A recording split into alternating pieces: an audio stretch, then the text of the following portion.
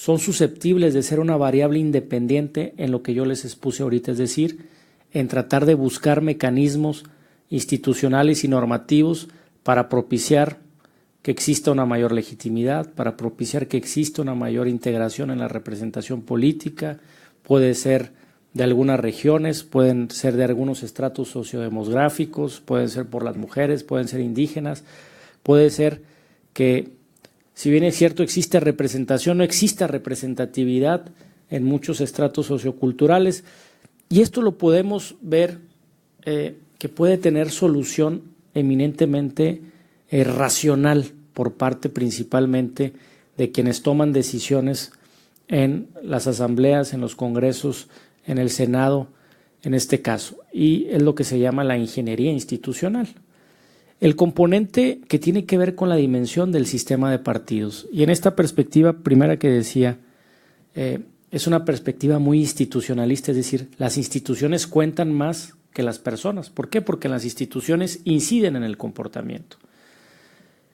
Lo que queda un poco desfasado, y es lo que vamos a ver más adelante, tiene que ver con otra variable que es el sistema de partidos, y que también es un elemento imprescindible para conocer el sistema político de cualquier democracia inspirada en el sistema representativo. Pero el sistema de partidos no lo podemos construir racionalmente, no podemos decir vamos a instaurar un sistema bipartidista o un sistema de pluralismo moderado, de pluralismo polarizado, o un sistema con 3 partidos fuertes o estables, no.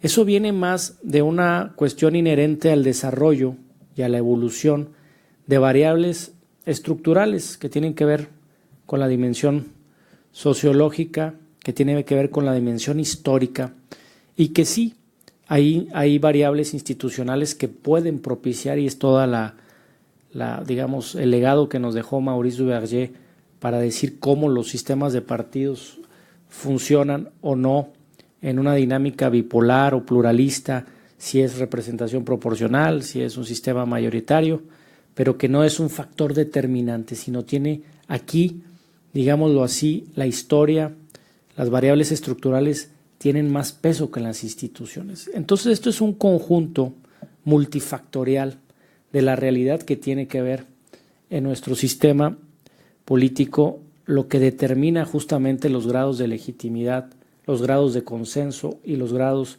de representatividad. Y para verlo desde una perspectiva problematizando en el primer componente, que es el régimen político, y que, como les decía, no es nada más que la forma en cómo se distribuye el poder político tanto en el tiempo, en el espacio, como en la perspectiva funcional, y que tiene que ver con grados de concentración o dispersión del poder. Nosotros, ustedes saben que desde la perspectiva eminentemente formalista o normativista, pues tenemos un régimen presidencial que en la época posrevolucionaria, digámoslo así, pues se degeneró en un presidencialismo que prácticamente tenía ciertas atribuciones metaconstitucionales o extraconstitucionales, como las definieron algunos constitucionalistas mexicanos, y lo que contribuía a que ese presidencialismo fuera, digámoslo así, de corte autoritario, era porque sus otros 2 componentes, ¿sí?, que era el sistema de partido y el sistema electoral, pues no contribuían en la interacción para efectos de generar, ¿sí?, una democracia, o por lo menos una tentativa de democracia representativa. Sabíamos que el sistema político mexicano posrevolucionario tuvo un sistema de partido hegemónico por más de 71 años, donde prácticamente monopolizó el ejercicio del poder público en el régimen presidencial durante más de 7 décadas, donde tuvo un control total sobre la operación electoral, el otro componente, donde no había una autonomía justamente de la operación electoral, y en ese sentido el régimen presidencial se degeneró en un régimen presidencialista, lo que denota las principales características de un sistema presidencial, digamos en su estado puro, pues tiene que ver con la elección del presidente mediante el sufragio universal, tiene que ver justamente que el presidente o el titular del Ejecutivo no puede ser, vamos a decirlo así, digámoslo, despedido por la Asamblea o por el Congreso, sino tiene una legitimidad de origen que deviene de la voluntad general, y tampoco hay intervenciones por parte de otros poderes constituidos en la designación y en el control del gobierno que el presidente determina.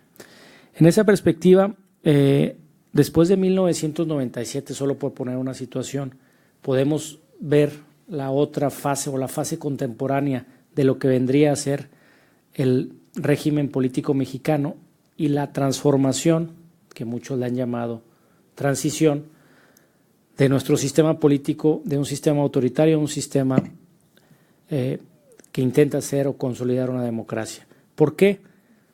Porque los otros dos componentes, el componente del sistema de partidos dejó de ser un sistema de partido hegemónico y transistó a un sistema de partidos de pluralismo moderado, vamos a llamarlo así en términos de Giovanni Sartori, y la operación electoral tuvo un proceso de autonomización por parte de la dimensión institucional, y podemos referenciarla a la, si le queremos poner una época fundacional, podría ser justamente la reforma electoral de 1996, donde la ciudadanización y donde el quitar al secretario de gobierno de la titularidad del órgano electoral como tal, el primer hombre, el presidente dirigiendo el órgano electoral, terminó en el 96 con esa reforma, y podemos ver que ahí el sistema o el régimen político mexicano regresa a ser un régimen ya no presidencialista, sino un régimen presidencial. Pero al nacer el régimen presidencial mexicano, junto con los otros dos componentes que empiezan a tener una verdadera incidencia en la estabilidad, en el consenso y en la representación del sistema político, vemos que a lo largo de estos 20 años, nuestro régimen presidencial, por el que vamos a tener elecciones justamente en estos meses, está, y hay que decirlo en todas sus letras, está en una verdadera crisis sistémica importantísima. ¿Por qué? Porque independientemente que no hayamos tenido durante más de 20 años, un poquito más de 20 años, una mayoría parlamentaria susceptible de contribuir a estructurar justamente una relación bipolar entre gobierno y oposición, porque la verdad es que el Congreso del Estado por 20 años ha estado en una dinámica consensualista donde no se ha podido dirimir justamente estos roles, donde de una u otra forma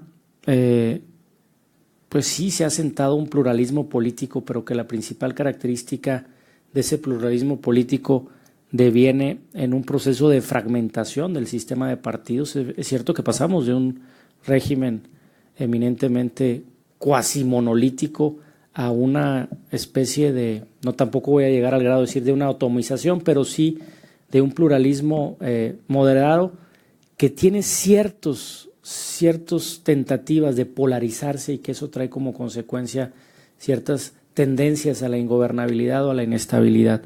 Entonces, ese régimen ha traído como consecuencia que en el ejercicio de la acción pública la efectividad, ¿sí?, esté cuestionada. Y llegamos a ver que, si bien es cierto, en términos eminentemente formales tenemos un régimen presidencial, nos podemos cuestionar si el presidente en verdad es el centro de impulsión política del país.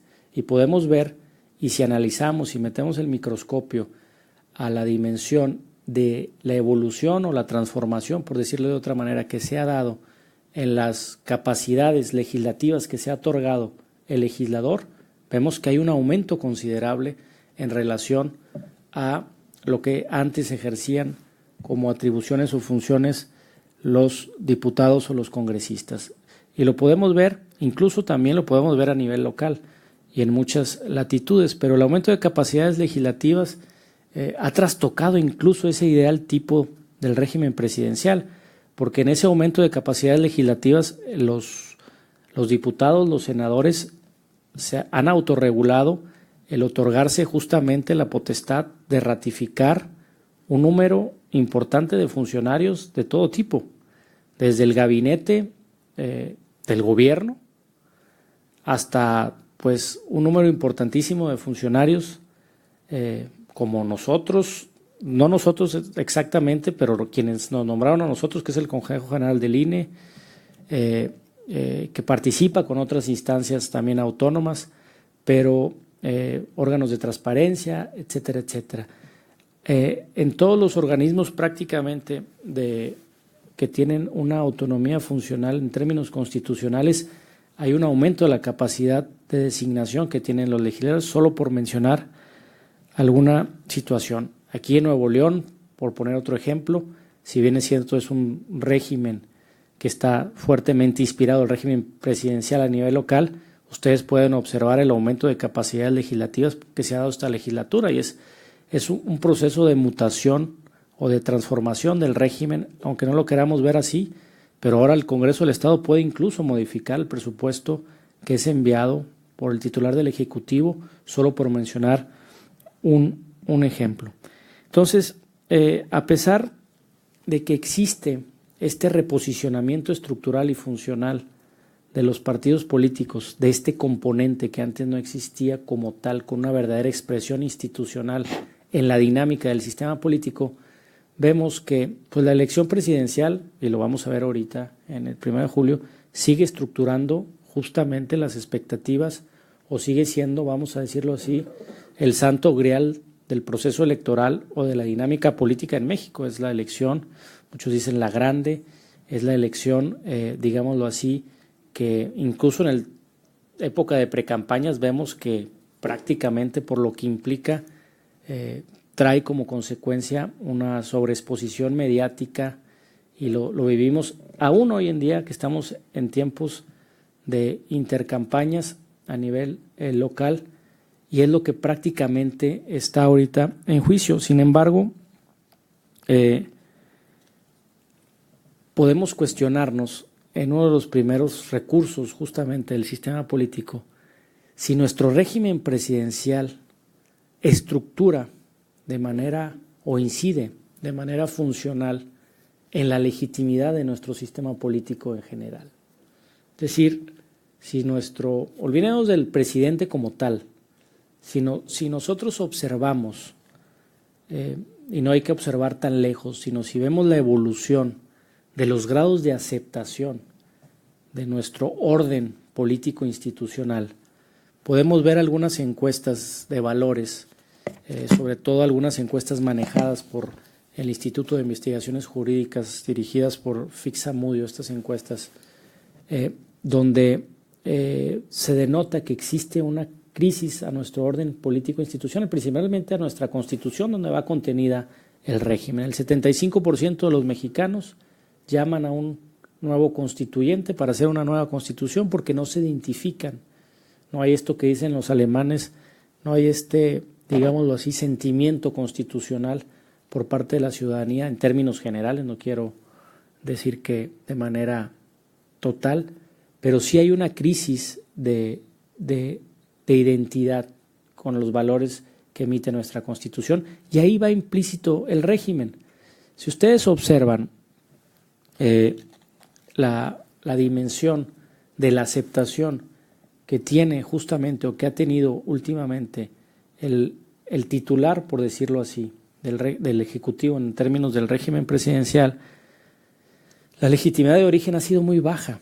O sea, es decir, tenemos los últimos dos presidentes de la República han tenido el 34% y el 36% respectivamente de la participación a favor de ellos, es decir, del voto. Es decir, el 66 y el 64% han votado por otras opciones. Y eso trae en este componente de la legitimidad, pues trae una legitimidad eminentemente pues endeble, porque todavía falta la dimensión del ejercicio de la acción pública del poder, que como consecuencia trae un desgaste, evidentemente, por lo que implica la toma de decisiones que no necesariamente son referencialmente positivas o bien aceptadas por todas y todos los mexicanos. Eso es por decir la legitimidad de origen. Si nosotros hacemos una prospectiva hoy en día de lo que nos espera con la elección presidencial del 2001, perdón, del 1 de julio de 2018, veremos que el sistema electoral el sistema de partidos, ese componente está mucho más fragmentado que antes, es decir, habrá mucho más dispersión del comportamiento político y hay nuevas alternativas o figuras que también contribuyen funcionalmente, ¿sí?, o disfuncionalmente a la dispersión del comportamiento, que son las candidaturas independientes. Y por lo menos vemos que en perspectiva hay susceptiblemente por lo menos 3, más los partidos que aparecen por primera vez en el espectro político con una fuerza importante para competir por una elección presidencial, y eso trae al régimen presidencial hasta cierto punto en esta dimensión de la legitimidad un cuanto endeble. La segunda dimensión, que tiene que ver con esta, digámoslo así, que ya lo había visto tanto Juan Lis como Scott Manwaring, que tiene que ver con la legitimidad y con la aceptación, son los grados de aprobación presidencial en México. Estamos en la fase donde en toda la época posrevolucionaria prácticamente el 21% de la ciudadanía apenas aprueba al presidente, es decir, el 79%, según la última encuesta publicada hace 3 días, desaprueba al presidente de la República.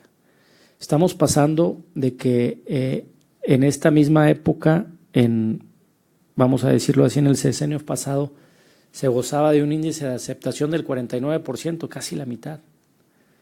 Ahorita hay 20 puntos porcentuales de desaprobación más. En la época de Fox, la desaprobación llegó al 44%. En la época de Zedillo llegó al 24%. En la época de Salinas, a lo mejor no hay que tomarla tan en serio, en la medida en que en esa época los estudios demoscópicos o las encuestas apenas empezaban a implementarse en México, pero tenía el 14%. Pero si vemos, por lo menos, que de la época de Zedillo, del 24%, estamos saltando al 79%, con los otros datos objetivos que les estoy tratando de compartir y que seguramente ustedes ya conocían, vemos que hay una crisis del régimen presidencial. No es por ello una casualidad que de repente se discuta la posibilidad de implementar un sistema a 2 vueltas para tratar de inyectar esa dosis de legitimidad de origen que la vemos que está prácticamente endeble del 34% del 36% y que seguramente en estas elecciones no será la excepción, sino es que la erosión de la legitimidad de origen todavía podrá decaer más. ¿Y qué es lo más alarmador en términos eminentemente, o alarmante en términos eminentemente sociológicos? Es que existe una correlación positiva entre a mayor grado de desarrollo sociocultural, a mayor educación, a mayor grado de desarrollo socioeconómico, ¿sí?, y a mayor grado, digámoslo así, de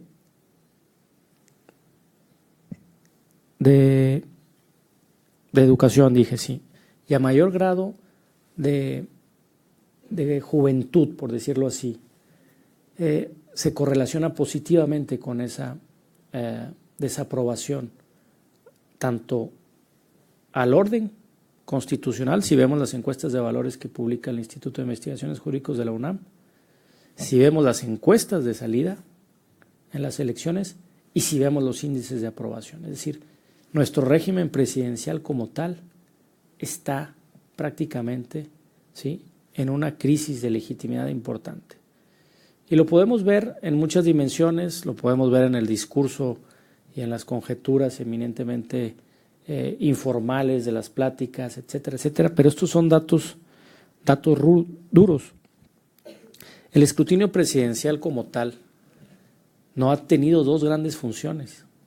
Una, ya no logra bipolarizar la vida política, ya no logra simplificarlo. Aunque tiene un sistema mayoritario, a una vuelta vemos que hay una dispersión del comportamiento, hay una dispersión de la oferta política ¿sí? Y hay una fragmentación del sistema de partidos, ¿sí?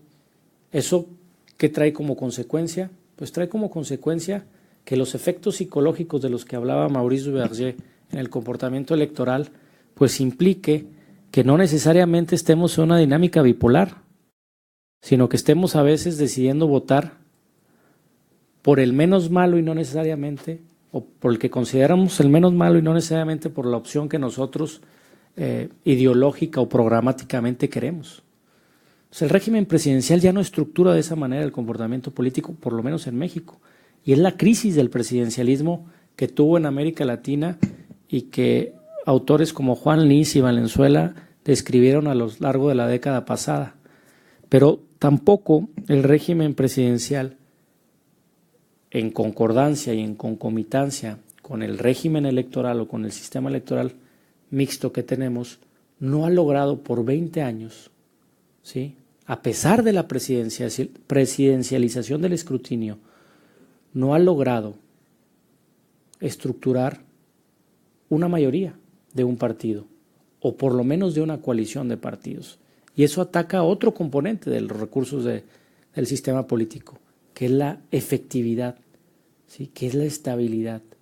Y que dejemos, dicen que no existe parálisis legislativa, estaré seguramente de acuerdo en términos cuantitativos, pero si vemos y si hacemos un análisis cualitativo de lo que en 20 años se ha aprobado, veremos que México está inmerso no en una política de transformación, sino en una dinámica de autoadaptación endógena, donde los partidos no necesariamente se ponen de acuerdo en todo, ¿sí?, pero sí se ponen de acuerdo los partidos cartelizados o el partido cartel, en términos de Richard Katz y Peter Meyers, de hacer medidas cartelísticas para autogarantizarse la permanencia y la perpetuación en el sistema de partidos, es decir, en las instituciones, asegurándose el financiamiento, ¿sí?, y no poniendo en riesgo, a través de una reforma estructural, su perpetuación o su supervivencia. Y tenemos 20 años, ¿sí?, sin mayoría, ¿sí?, sin autotransformarnos, pero sí autoadaptándose. Y creo que eso, digámoslo así, ha llegado hasta donde creo, a su límite. Decía yo en otra conferencia, en otra plática, que el reto de México ahorita no es tanto el proceso electoral. Hay una sobreregulación para los procesos electorales. Hay una sobreestructura organizacional, socioorganizacional, de infraestructura para organizar elecciones. El reto para México va a ser, después del 1 de julio, la gobernabilidad de este país. Va a ser la efectividad, va a ser la legitimidad, va a ser que los que ganen, o el que gane, o que a las 6 de la tarde no todos digan que ganaron, y que se haga una crisis de legitimidad. Va a ser la integración política, va a ser, ya no es si las elecciones son limpias o no son limpias, eso creo que ya quedó atrás. De lo que nos hemos olvidado es de hacer una ingeniería institucional coherente en términos de institucionalización, donde el régimen electoral que tenemos, el régimen político de distribución de poder y el sistema de partidos puedan embonar como un engranaje susceptible de garantizar por lo menos estos 3 componentes: la legitimidad, la efectividad, la representación y representatividad. Y creo que eso no lo estamos viendo y no lo están viendo quienes están de una u otra forma tomando las decisiones para efectos del régimen. No puede haber transiciones radicales, prácticamente en el mundo no las ha existido, de que un régimen presidencial transite abruptamente a un régimen parlamentario o viceversa. Hasta cierto punto, en lo que sí se puede dar es que tanto el régimen electoral como el régimen político tienen componentes susceptibles de racionalizar sus efectos. Se puede racionalizar el sistema presidencial y parlamentarizarlo hasta cierto punto, o se puede incluso presidencializar un régimen parlamentario para efectos de buscar que, por un lado, si se quiere presidencializar el régimen parlamentario, pues se está, digamos, inclinando la balanza a buscar la efectividad, Y si se quiere racionalizar el régimen presidencial parlamentarizándolo, pues quiere decir que se quiere garantizar un mayor consenso, una mayor representatividad y una mayor integración política. Entonces, creo que en términos eminentemente, y hablando del régimen político, por lo menos en ese componente, existe esa tensión. Hay una desnaturalización, hay un aumento de irracional, creo yo, de capacidades, por un lado legislativas, inmersas en una crisis de legitimidad estructural que tiene el propio sistema y que creo yo implican racionalizarlo, pero también en concordancia con el sistema electoral, y esa da paso al nuevo componente. El sistema electoral mexicano, como ustedes saben, después de 1976-77, es un sistema mixto para el Congreso y es un sistema mayoritario una vuelta para la presidencia de la República. Ha gozado de una estabilidad por lo menos de más de 30 años en términos generales, porque ha tenido modificaciones sustanciales que han afectado justamente los componentes, tanto, sobre todo, de la representación. Sí, vemos que hay una integración progresiva de la representación proporcional en los años 70 y 80, pero ha tenido ciertos componentes sui generis que nos tienen justamente atrapados por más de 20 años, también estructuralmente en esta dimensión de no poder constituir mayorías en el Congreso, cosa que creo fundamental se logren para efectos de vislumbrar estos roles y salir de esta crisis justamente de identidad entre quién hace el rol de oposición y quién hace el rol de gobierno. Y en la dimensión legislativa no está necesariamente clara. Pues los sistemas electorales como tales tienen varias dimensiones. Una tiene que ver con toda la dimensión operativa y que ustedes lo verán a lo largo de este seminario. Hay quien les hablará justamente de la dimensión local y federal de estas elecciones con sus principales implicaciones operativas. Pero si yo tuviera que descomponer la operación electoral como tal, es decir, el conjunto de procedimientos, de instituciones y comportamientos que tienen por objeto la designación de gobernantes por gobernados, ¿sí?, yo desagregaría por lo menos 3 grandes dimensiones de la operación electoral. La primera tiene que ver con el modo de escrutinio, y es lo que hablaba ahorita en un inicio. Es decir, ¿cuál es la técnica para transformar los votos en escaños? ¿Cuál es la técnica que se utiliza para designar a los gobernantes? ¿Sí? Los modos de escrutinio, si son mayoritarios, si son de representación proporcional, si son mixtos, segmentados, no segmentados, etcétera. La otra dimensión tiene que ver con la dimensión inherente a lo que se conoce como sociología electoral o el comportamiento electoral. Y eso nos da muchas lecturas de lo que pasa en nuestro sistema político. ¿Cuál es el comportamiento? ¿Cuál es el estado de ánimo? ¿Y cuál es el temperamento de los electores? O de los potenciales electores, porque considero que los electores solo existen el día de la elección. Y la otra dimensión, que también la verán seguramente, porque está contenida en el programa, debido a que México es uno de los países con más incidencia en la judicialización de la vida política y sobre todo en los procesos electorales, pero sobre todo en la vida interna del otro componente, de los partidos políticos. La primera dimensión, ¿cuáles son sus tensiones? La dimensión del modo de escrutinio. Ya hablaba ahorita de las implicaciones que tiene el sistema mayoritario presidencial a una vuelta y que ya la estructuración de los efectos psicológicos ha traído cierta consecuencia que si Duvalier se despertara de su tumba seguramente prestaría atención a México. Pero nuestro sistema electoral mixto en términos de integración política, y me voy a circunscribir a la Cámara de Diputados a nivel nacional, es un sistema electoral que si yo tuviera que definir cuáles son las funciones de un sistema electoral en su modo de escrutinio, todo sistema electoral tiene por lo menos que buscar incidir en dos grandes exigencias funcionales de un sistema político. Todo sistema electoral designa representantes, ¿sí? Porque todos votamos a través de una técnica y hay representantes. Pero esos representantes, ¿qué tanto son representativos de la sociedad o de la geografía electoral? Entonces, una primera función es la de designar representantes.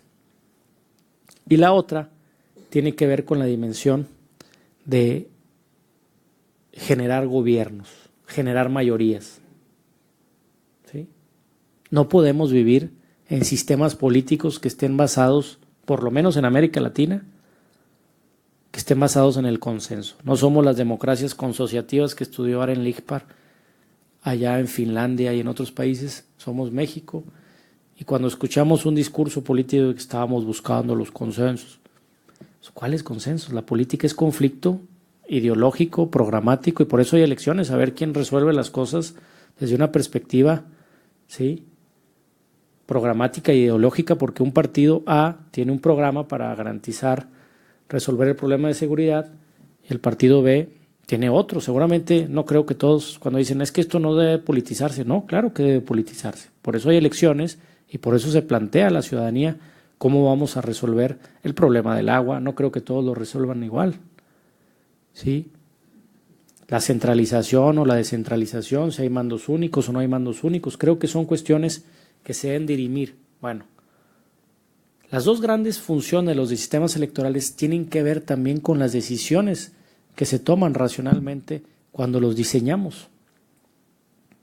Un sistema mayoritario va a tender mucho más, en esta dualidad de funciones, va a tender mucho más fácil a favorecer la designación de gobernantes y la designación de mayorías. ¿Por qué? Porque el sistema mayoritario, como su nombre lo indica, tiene efectos mayoritarios y por lo tanto tiene efectos excluyentes. Entonces la otra función, la de generar representatividad, pues la cumple menos. Genera representantes, pero normalmente la amplificación de votos en escaños del partido más fuerte deja afuera a muchos. Es la regla de la mayoría, es una de la democracia, y así es. Por su parte, la representación proporcional cumple mejor la función de generar representación y representatividad, pero tiene dificultades para constituir de manera efectiva mayorías. Entonces, ¿qué es lo que nos debemos preguntar cuando nuestros diputados van a hacer una reforma electoral al modo de escrutinio? ¿Qué necesita ese sistema político? Necesita las dos, necesita gobernar y necesita representar. Pero ¿cómo le hacemos con ese proceder de alquimia para echar una dosis de efecto mayoritario, de efecto representativo? Pues hay que racionalizarlo. Y no quiere decir que existan fórmulas preestablecidas. Cada sistema electoral tiene que adaptarse a las exigencias de la configuración sociodemográfica, política, histórica y social de una entidad. Si en Irak, donde están en un proceso de reconstrucción después de la caída del régimen de Saddam Hussein, y hay dos grandes facciones, que son los chiitas y los sunitas, y metes un sistema mayoritario donde el que gane va a ganar todo, pues se va a hacer una guerra civil, porque la otra dimensión de la sociedad no va a tener representación, no va a tener una instancia institucional para luchar. Seguramente van a regresar a la revuelta. Bueno, allá se requiere gobernar, pero también se requiere representar, agregar los intereses societarios de sociedades tan heterogéneas, en este caso como es la nuestra. Y nosotros los mexicanos lo entendimos muy bien y dijimos, vamos a agarrar lo mejor de dos mundos. De hecho hay un libro que se llama, lo mejor en inglés, The Best of Two Worlds, en sistemas electorales, que son los sistemas electorales mixtos. Y tratamos de combinar los efectos. tratamos de generar representatividad o representación y tratamos de dar un efecto mayoritario a nuestro sistema.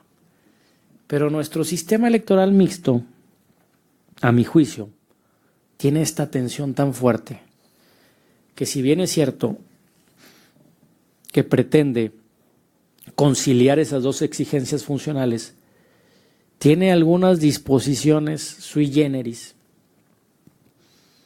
que hacen que se frene, que hace que sus efectos se atemperen.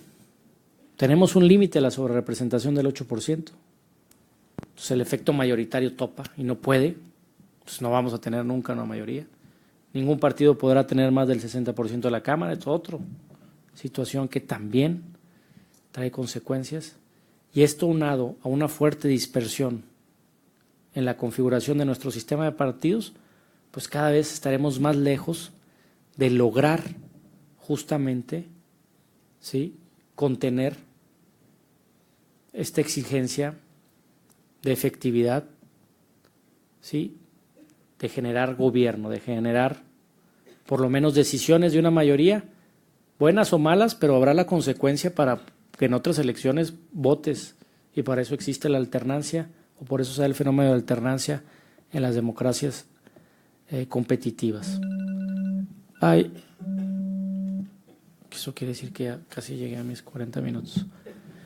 Entonces, esos frenos a nuestro sistema electoral, pues frenan, valga la redundancia, ¿sí?, estructuran que no logremos tener ese efecto o cumplir con esa exigencia funcional. Y les platico, en 1996, en la reforma electoral del 96, esto sí lo puedo decir,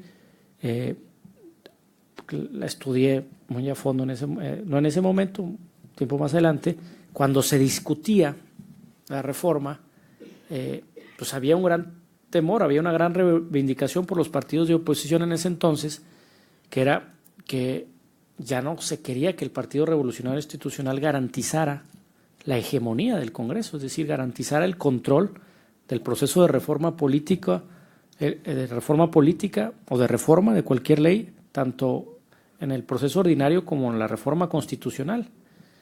Y un excelente politólogo que ya murió, panista, Molinaro Casitas, aconsejó en aquel entonces al que fuera después presidente, a Calderón, que era presidente del PAN en ese entonces, de meter ese límite a la sobrerepresentación del 8%, para que no se pudiera dar estructuralmente una mayoría. Prácticamente esos eran los efectos. Bueno, ese tuvo sus efectos inmediatos en las elecciones del 97, pero también trae como consecuencia que no pueda existir una contrahegemonía. Y ya en términos de un sistema electoral competitivo, hay que dejar atrás los problemas que derivaban del proceso de transición democrática, es decir, del proceso de pasar de un sistema autoritario a uno de naturaleza democrática. En la consolidación democrática tenemos que pasar a otra perspectiva, a institucionalizar la regulación del conflicto. Y ahí no lo podemos frenar, a mi juicio. Pero tenemos 20 años, y eso por decir una cuestión, porque hay varias variables que tienen que ver con esa situación. Si elimináramos esa contención, podría existir posiblemente un efecto mayoritario más amplio, salvaguardando cierta representatividad, y no tendríamos que hacerle caso a Ferriz de Conde de eliminar a los plurinominales porque no sirven para nada, cuando si no hubiéramos tenido diputados de representación proporcional, no se hubiera dado el pluralismo en este país. ¿Sí? Que los estigmaticemos de esa manera ahora se me hace un tanto cuanto injusto, porque es una técnica de representación que nada tiene que ver con la naturaleza o no democrática de un sistema. Pero lo que sí hay que hacer es darle la justa dimensión a cada segmento de la representación y no asfixiar la sinceridad del escrutinio. Es decir, Si una mayoría de electores votaron a favor de cierta tendencia, de cierta coalición o de su partido, pues no la limites, no le pongas un límite. Evidentemente siempre el partido mayoritario, y eso lo dijo Douglas Ray y Aren Lichtbach, traerá como consecuencia una amplificación de sus votos en escaños. ¿Sí? Es algo parecido como lo que todavía existe en algunos estados y que a veces es difícil de explicar en otros lados, la cláusula de gobernabilidad.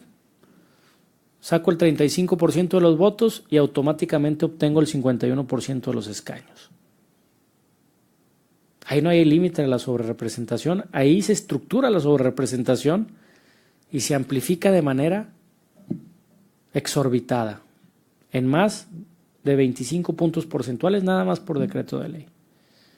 Entonces, creo que en términos de discusión de lo que vendrá seguramente después del proceso electoral del 2018, va a ser justamente cuál será la forma de integración, y no quiero decir que el sistema presidencial vaya a desaparecer o no, pero cómo racionalizarlo, y seguramente va a ser la discusión de cómo integrarnos políticamente en el sistema electoral, porque prácticamente la solución que dieron ahora y con la cual no comparto, los posibles gobiernos de coalición estructurados a posteriori de la elección,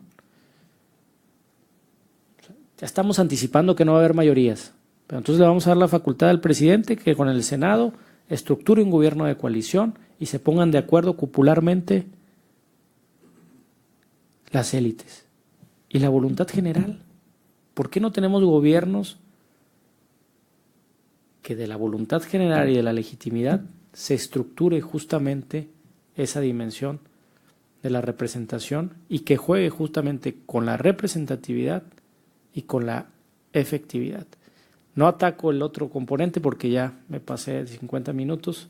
Les agradezco a ustedes su atención y estoy a su disposición para cualquier pregunta que pueda responder. Muchas gracias.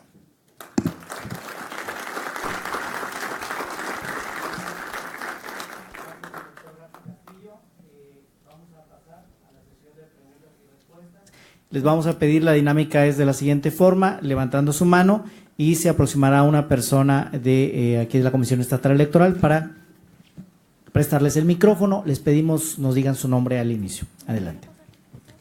Si hubiera alguien más para también irnos preparando nosotros, si nos hace favor de levantar la mano. Adelante. Buenas tardes, mi nombre es Antonio Estrada Villarreal y te voy a colocar en la situación de futurólogo. A propósito del último punto de tu charla, ¿cuál es el futuro de los partidos ahora que se acabaron las lealtades y las ideologías? Muchas gracias. Justamente me faltó agradezco la pregunta porque no abordé ese otro componente que decía que es imprescindible para la comprensión del sistema político, cualquier sistema político. No quisiera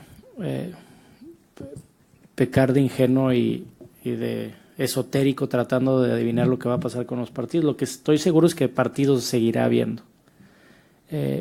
Existe lo que se denomina una crisis de legitimidad de los partidos políticos, que está documentada por especialistas a lo largo de tanto el continente europeo, americano, América Latina. Hay una revista especializada que se llama Party Politics, tiene varios números consagrados al Party Decline, o sea, el declive de los partidos.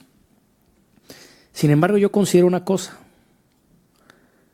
Paradójicamente, los partidos políticos hoy están más fuertes que nunca, en varias perspectivas. Los partidos, como dice Jean Charlot o Francis Soroff, otro politólogo, los partidos hay que verlos en tres dimensiones, tienen como tres caras. Tienen una cara eminentemente socioorganizacional, los partidos en la organización, que es lo que vemos, los partidos con sus militantes, sus dirigentes, sus cuadros. Los partidos en el gobierno, es su otra cara, su dimensión institucional, los partidos en la representación, en los congresos, en el ejercicio de la acción pública, y los partidos en la sociedad, es decir, los potenciales electores simpatizantes. Y sí, los partidos están débiles en la sociedad, lo vemos, hay una crisis de legitimidad. Es decir, de 10 personas, 8 no creen en los partidos políticos. Y no nada más en México, prácticamente esto, si vemos el Eurobarómetro, el Latinobarómetro, cualquier encuesta lo mide. Entonces, en esa dimensión partidistas están débiles. Ya no existe la retribución militante como antes, los militantes, bueno, en México nunca ha existido, no pagan, pero en los países de Europa ya no, nadie paga cuotas, es por eso que sale el financiamiento público. Sin embargo, en los otros componentes, dicen algunos autores, sobre todo anglosajones, los partidos se han replegado a su componente institucional, se han replegado al partido en el gobierno. Y ahí están muy fuertes. Ahí se han cartelizado. Por eso ahí se da un financiamiento público muy importante. Porque hay que reconocerlo, y yo lo sostengo. Los partidos, como lo dicen la mayor parte de los especialistas, son imprescindibles al funcionamiento de la democracia representativa. No podríamos funcionar en términos de representación política sin partidos políticos. Si no tuviéramos partidos políticos, no existiría con efectividad esta función que hacen de agregar, a lo mejor la hacen mal hoy en día y por eso están en crisis, pero esta función de articulación y de agregación de intereses implica la simplificación de las exigencias societarias para procesarlas al sistema político. Y si no hay partidos políticos, pues habrá movimientos sociales, lideresas, por allá salvemos a Keiko, por allá. Entonces el sistema político se sobrecargaría y no podría atender efectivamente en sus capacidades distributivas, por decirlo así, o legislativas incluso, no podría atender con efectividad esas exigencias societarias. Se requieren partidos que simplifiquen el proceso de articulación y agregación de intereses. Creo que lo están haciendo mal, desafortunadamente se han olvidado. ¿Sí? ¿Por qué? Porque se han cartelizado y porque se han replegado en esta componente institucional. Sin embargo, la otra componente, la eminentemente socioorganizacional, y donde otros autores como Pierre Ignacy dicen que los partidos políticos son una especie de microsistemas políticos. Tienen al interior pues un presidente o un secretario general, una especie de ejecutivo, tienen una asamblea como un congreso, y tienen por ahí de repente una comisión de honor y justicia que hace funciones ahí de regulación de los conflictos intrapartidistas que no necesariamente, y lo digo con todo respeto, funcionan de la mejor manera. ¿Sí? Pero en esa componente socioorganizacional existe lo que se llama poder partidista, poder partidario. Y dice Ignacy, Piero Ignacy, ¿qué es ese poder partidista? Pues, al interior de los partidos hay poder, hay recursos, hay prerrogativas, hay la posibilidad de aparecer en los medios de comunicación, entonces se pelean ese recurso interno. Hay designación de dirigencias, pues también hay conflicto por eso. Hay nominación de candidatos, pues también hay lucha interna. ¿Sí? Entonces se genera, el principal reto para un partido es cómo mantener justamente en esa dimensión socioorganizacional la unidad sin que esos conflictos causen justamente un problema. Y creo que la clave ahí es la democratización interna en los partidos políticos. Estamos en una época en la que desafortunadamente hay, y no lo digo por México, sino es una observación general, hay un excesivo proceso de simulación al interior de los partidos políticos. Y se advierte que ante la no institucionalización de los procesos, sobre todo de designación y de nominación de candidatos, pues evidentemente en un sistema donde se ha fragmentado el sistema de partidos, en un sistema donde hay alternativas como las candidaturas independientes, pues empieza a dar un fenómeno que se llama el transfugismo político. En Europa se daba o se da en la dimensión parlamentaria, eminentemente en el Parlamento se cambian, pero en México aparentemente, y habría que observarlo, aparentemente se está dando en la dimensión electoral, como si estuviéramos en una especie de voto alternativo preferencial como que estructura en Australia y en los países de Oceanía. Se da un fenómeno parecido, pero con otro modo de escrutinio. Entonces, yo creo que los partidos seguirán existiendo porque son… ya Ostrogorowski en 1902, cuando escribió su libro, había dicho que los partidos no iban a sobresalir, que el lugar era para las ligas, esos pequeñas organizaciones efímeras, referenciales, que tendrían que atacar un problema en específico y no estos partidos que tenemos ahora que son, decía, partidos omnibus que quieren meter todos los problemas y reivindicar todas las exigencias de la sociedad. Y 115 años después seguimos siendo partidos. Y creo que mientras tengamos la democracia representativa tendremos partidos. Creo que su gran reto, ¿sí?, es democratizar sus procesos, principalmente de nominación de candidatos y de selección de dirigentes. Muchas gracias. Gracias. Si hubiera una pregunta más, gracias. Muy bien. Tenemos una pregunta y con esta cerramos esta parte de preguntas y respuestas. Adelante. Buenas tardes. Rosaura Guerra, abogada. Con respecto a su último comentario que hizo, si bien es cierto, estamos en un punto crucial como país, porque la democracia dentro del interior de los partidos ya no se ha dado. Y desafortunadamente eso ha producido que se unan no en aras, porque a veces yo lo veo muy lejano y es un punto particular, de realmente tener un país fuerte, sino tener poder para ellos. Yo creo que ahorita es un momento muy importante para los mexicanos concientizar a cada uno de los que están a nuestro alrededor en aras de salvaguardar nuestro derecho del voto, y que hoy por hoy esas coaliciones que se están dando realmente tienen una tarea muy difícil de, como usted lo mencionaba hace un momento, de llegar al poder, realmente saber con qué ideología van a gobernar, si con la izquierda, si con la derecha, o en qué puntos van a coincidir, porque pues por décadas se dijo que no tenían ningún punto en común, y hoy por hoy, ahora da la casualidad que sí lo tienen. Muchas gracias. Muchas gracias.